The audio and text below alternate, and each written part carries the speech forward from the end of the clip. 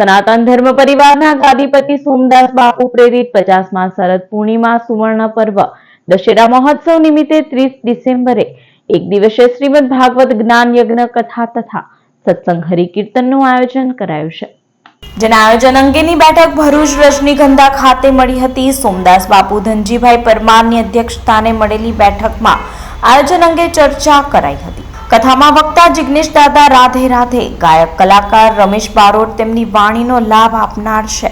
બેઠકમાં સનાતન સંત પરિવાર, ગુરુ ભક્તો સાથે નર્મદા ચેનલના ડાયરેક્ટર નરેશભાઈ ઠક્કર ઉપસ્થિત રહ્યા હતા।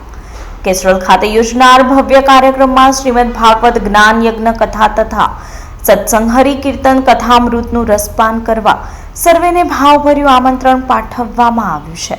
આ સુવર્ણ જયંતિ મહોત્સવ નિમિત્તે પૂજ્ય જિગ્નેશ દાદા રાધે રાધે કથાકાર એ વક્તા તરીકે અહીંયા ઉપસ્થિત રહેવાના છે અને સાથે સાથે રાત્રે 2 કલાક કમલેશ બારોટ પણ આનંદ કરાવશે।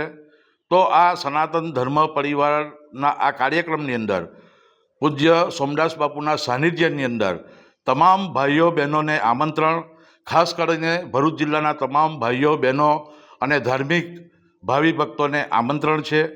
મુખ્ય સ્થળ છે કેશરોલ મુકામે, તાલુકા જિલ્લો ભરૂચ, દહેજ રોડ, અને સાથે સાથે